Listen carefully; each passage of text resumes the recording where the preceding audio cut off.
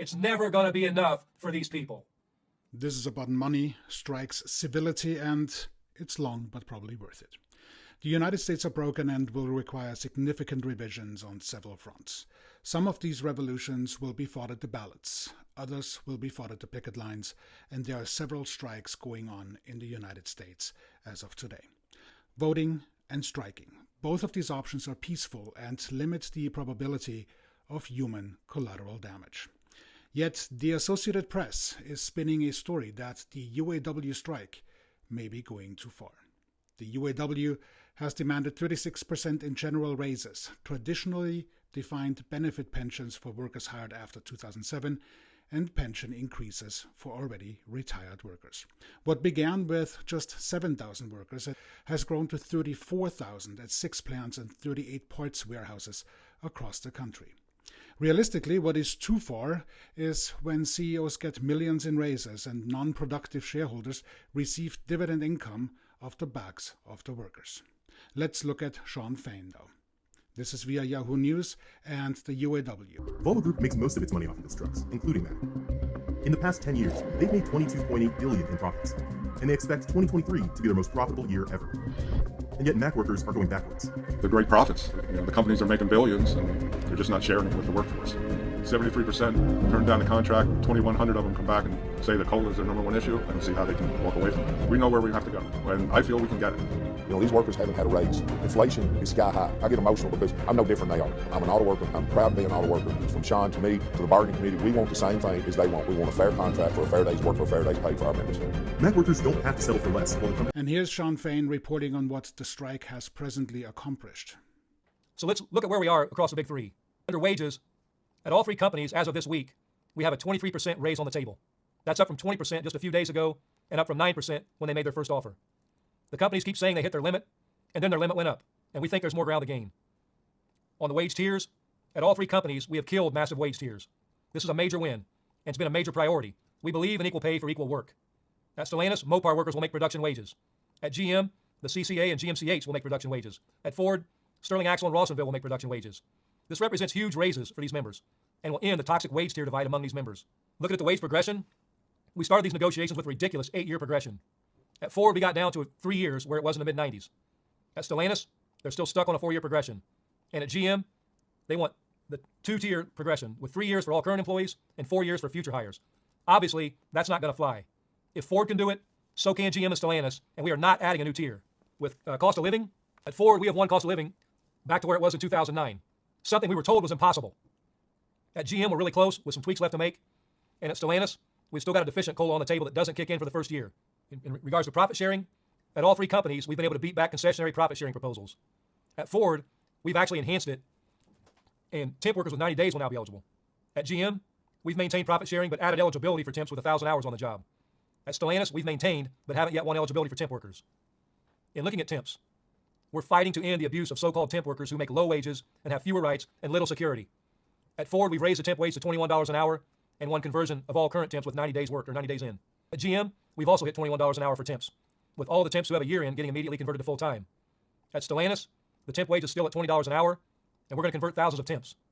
At all three, we're still negotiating a pathway for future temps to get converted to end the abuse of these members. We're fighting hard to win language across the big three that will make sure that temporary work is just that, temporary. Looking at job security, one of our biggest proposals on job security has been the right to strike over plant closures. They can't keep closing plants without any consequences. At Ford and Stellantis, we've won that right. We will keep our job secure with the most powerful weapon we have, the strike threat. At GM, the company still won't grant it. Looking at work-life balance, at all three companies, we've won additional holiday, the Juneteenth holiday, and 2 weeks of paid parental leave, a first for our members of the big three. There's still room to grow there. In retirement, we know we need to fix our broken retirement system at the big three. All three companies are now offering a $3 increase to the pension multiplier and boosting the 401k through GM, although GM lags behind. Ford and Stellantis are offering 9.5% employer contribution to the 401k, and GM is offering just 8%. For current retirees, Ford is offering a $250 annual lump sum payment, and GM just a one-time $1,000 lump sum payment. Stellantis isn't offering anything on that front. Now, what's noticeable at this point is that the strikes aren't just stopping with the auto workers, but it's making waves to other industries. But there's also a lot going on across our union, not just in the big three. This week, nearly 1,000 UAW members walked out on strike at 3 casinos here in Detroit as part of the Detroit Casino Council. During the pandemic, these workers barely got a raise, So they've launched the first ever wall-to-wall casino strike. Yesterday, we joined those members, along with Blue Cross Blue Shield UAW members on strike and Big 3 UAW members on strike, that this isn't just about one industry or one workplace. It's about the whole working class finally standing up to corporate greed.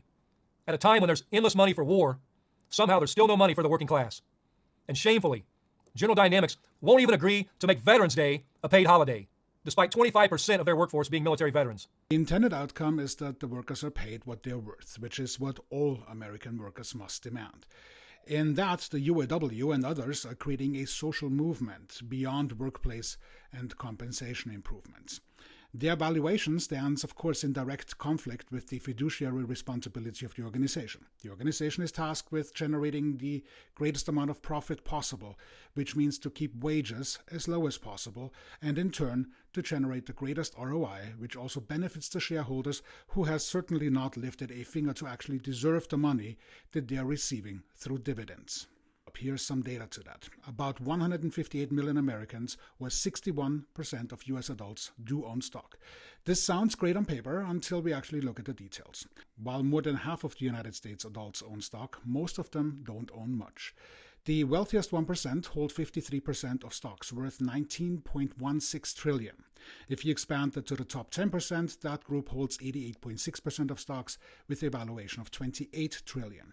In comparison, the bottom 50% of Americans in terms of net worth only own 0.6% of stocks, which is roughly worth $21 billion. Trends in stock ownership, of course, reflect those trends in wealth inequality as well. Over the past 2 decades, the top 1% of Americans expanded their stock shareholdings, while other economic segments are just now returning to the stock ownership percentage that they had in 2003, 20 years ago. It should not come as a surprise that stock ownership reflects the deeply systemic racism and embedded inequalities in the United States. White Americans own 89% of stocks, having a total value of $31.87 trillion. Black Americans, who make up 13.8% of the U.S. population, only own 1.1% of stocks worth $300 billion, and Hispanic Americans, making up 18.9% of the U.S. population, own 0.5% of stocks worth $170 billion. Looking at all demographics outside of the wealthiest, most Americans indirectly, though, hold stocks through mutual funds, index funds, or retirement accounts such as the 401k. This is where, of course, the powerhouses of fund management come into play. The names BlackRock, Vanguard, and State Street should sound familiar at this point. Back to the distribution, the inequalities, and the necessity for civilized revolution before we arrive at other measures. Our ability to hold out, to hit the companies economically, and to withhold our labor. This is our leverage, and this is our path to victory. We have one tool, and that's solidarity. Let me tell you what the company's path to victory is. Fear, uncertainty, doubt, and division. Everything they do is in the service of fragmenting our membership. They want you to think, what if they really do close a plant? That's fear. They want you to think, do I really know where this is headed? That's uncertainty. They hope you're wondering, does my union leadership really have my best interests at heart? And that's the doubt. Every time these company executives open their mouth, it is to increase the fear, increase the uncertainty, and increase the doubt among the membership. They win when we lose our sense of purpose, when we lose our sense of unity. You don't make decisions on your future out of fear, uncertainty, or doubt. That's a recipe for disaster. In all, this is why all American workers deserve a union, a representation that is collective. And while it is certainly not all perfect with unions, it is the solidarity of the commoners that is needed to offset the chokehold of the wealthy. Then we still need to vote, disable Citizens United, clean up with insider trading politicians, and so much more of work to be done. At present, though, as it stands, the UAW, SAG-AFTRA, nurses, hospitality workers, and any other union that is standing up for the majority of Americans, thank you. And if all else fails, fork them.